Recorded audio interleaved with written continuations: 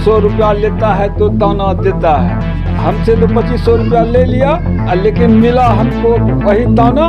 इनके बाप दादा के जमाने से इनके घर में यही लूम पर काम हो रहा है। तो इससे पेट भरेगा, बच्चा को काम करेगा। नमस्कार, मैं बाबुल विवेक खबरबाज के यूट्यूब और फेसबुक प्लेटफॉर्म पर आप तमाम लोगों का हार्दिक स्वागत करता हूं। इस वक्त मैं मीर जाफरी गांव में हूं। ये गांव प्रसिद्ध है अपने खादी के लिए। मैं इधर से निकल रहा था, एक चचा मिले, इनका अपना लूम है। मन में हुई बात कि आपको ये लूम दिखाया जाए और इनसे बात किया जाए। चचा, ये हैंडलूम है या पावर लूम है? हैंडलूम है। हैंडलूम है। तो ये किस प्रकार का कपड़ा इस पे आप लोग बुनते हैं? इस पर खादी जो कपड़ा होता है ना, सूती कच्चा धागा, वही बिना जाता है। अच्छा। और उसके बाद सरकार तो इसमें बहुत लाभ देता है, लेकिन जो हकीकत बुनकर है उसके पास मिलता नहीं है।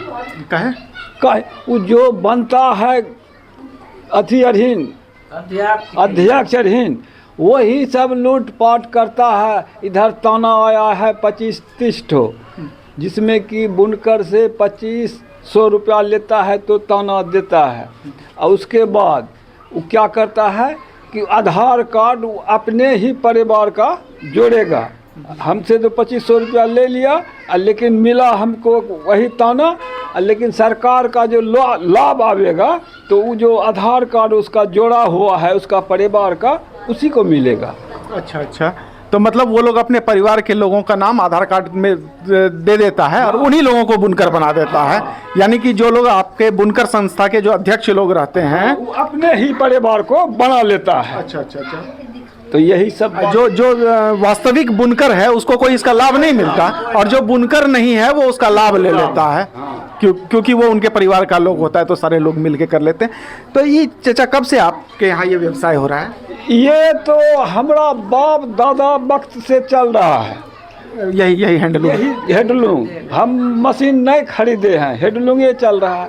अब जो है तो हमारा बच्चा भी इसको नहीं चलाता है। हम लोग बूढ़े आदमी हैं, जो ही होता है, कहीं पैसा तो कम है तो किसी तरीके से हम दूसरा का काम करने के लिए जाएंगे तो उसमें नहीं होगा ठीक। अपना मन मौजी जो होता है 100-150 बस उसी पर कहूँ ना समय काटते हैं। अच्छा, क्यों चचा कह रहे हैं क्योंकि इनकी उम्र हो गई है और मजदूरी करना में जो है उनको दूसरे के घर में जाएंगे तो पैसा उतना नहीं मिलेगा, शारीरिक अवस्था भी वैसी नहीं है। और इनके बाप दादा के ज़माने से इनके घर में यही लूम पर काम हो रहा है। और दुर्भाग्य ये है कि इनके आने वाली पीढ़ी में कोई इस काम को करने वाला नहीं है। ऐसा क्यों है चचा कि कोई इस काम को क्यों नहीं करना चाहता है?